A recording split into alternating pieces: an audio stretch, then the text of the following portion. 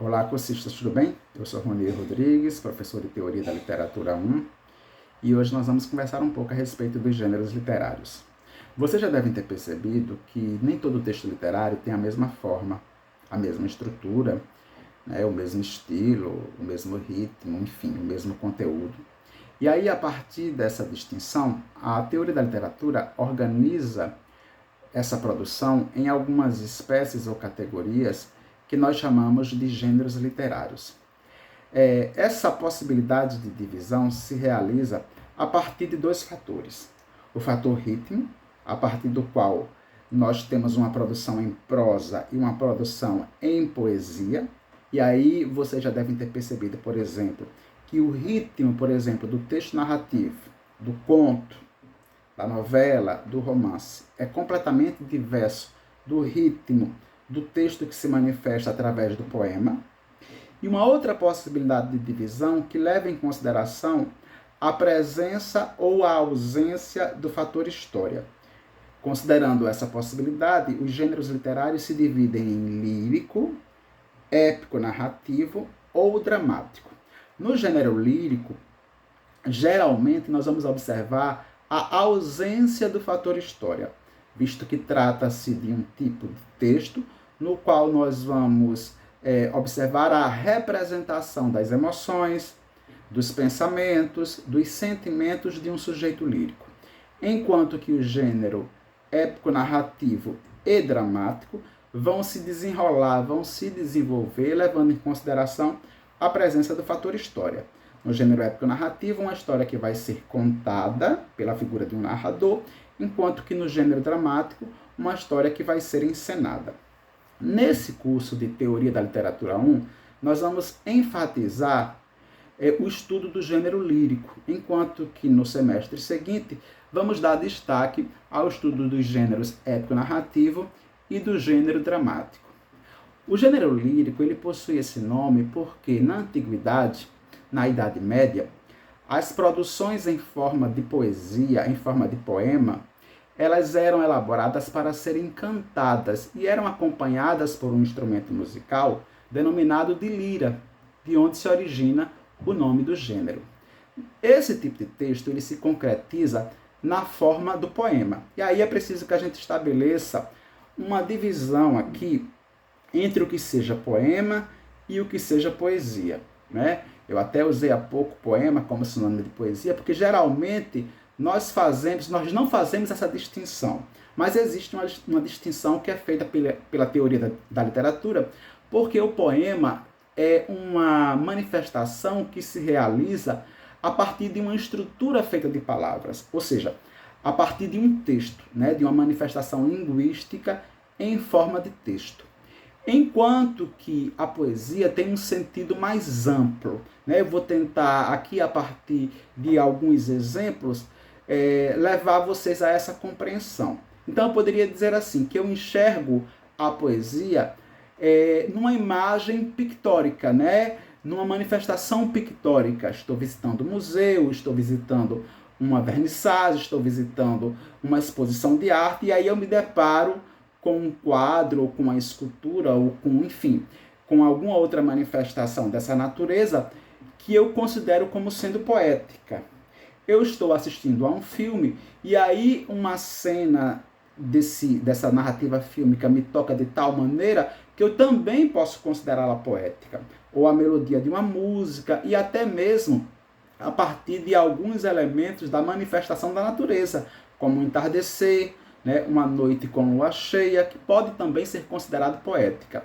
Então essa compreensão do que seja poesia é um pouco mais ampla, enquanto que essa compreensão do que seja o poema é um pouco mais restrita, dado que o poema é uma estrutura feita de palavras, então é uma manifestação textual.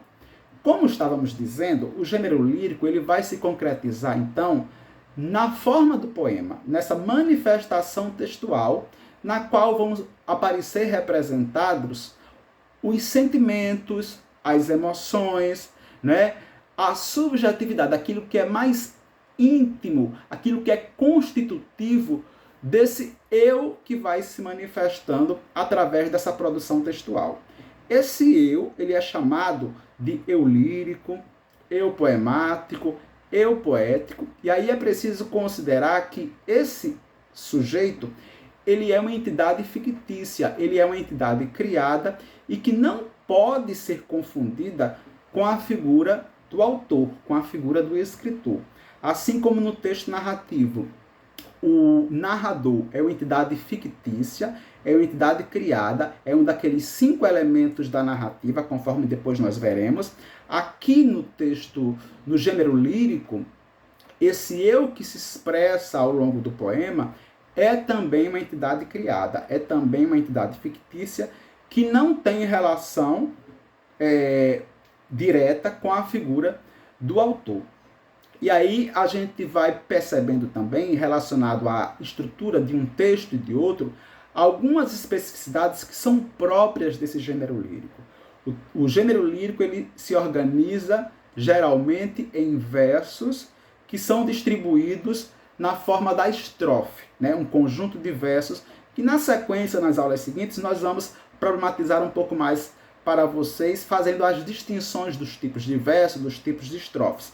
Mas aqui nesse primeiro momento é importante observar que, diferente do texto em prosa, que se organiza na forma do parágrafo, o texto que se realiza na forma do poema, ele é estruturado a partir do verso que vai ser distribuído depois na forma da estrofe.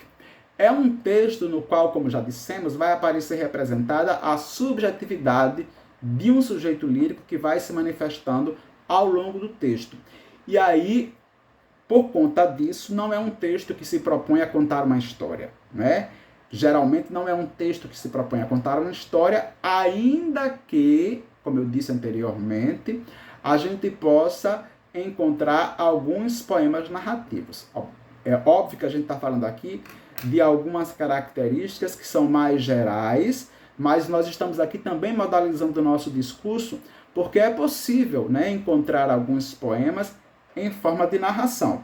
Né? A gente pega, por exemplo, Infância, de Carlos Drummond de Andrade, né, e uma série de outros poemas em que a gente vai observar a contação de uma pequena história. Nesse tipo de texto, aquele que se realiza como sendo próprio do gênero lírico, há uma outra tendência relacionada a uma brevidade, principalmente quando a gente compara essa produção com aquela que se manifesta através do, por exemplo, do texto da novela ou do texto do romance, que são textos em forma de narrativa e que são mais longos. É também possível encontrar poemas mais longos, né? Poemas que são inclusive mais longos do que alguns contos. Mas nós estamos falando aqui de uma tendência. Então a gente observa também uma tendência relacionada a uma brevidade, né? Tem uma extensão geralmente menor do que aquela que se manifesta no texto em prosa. Uma outra especificidade desse tipo de texto é que geralmente os verbos eles são empregados no tempo presente, né? Representando o sentimento, a emoção, a subjetividade que esse sujeito lírico está sentindo naquele momento que ele a expressa, né? Então, essas seriam algumas, digamos assim, características mais gerais, a partir das quais a gente começa a perceber a diferença entre o gênero lírico e os demais gêneros. Na sequência das próximas aulas, nós vamos aprofundar esse tipo de conhecimento para que essa distinção ela possa ficar ainda mais acentuada. Um abraço e até a próxima.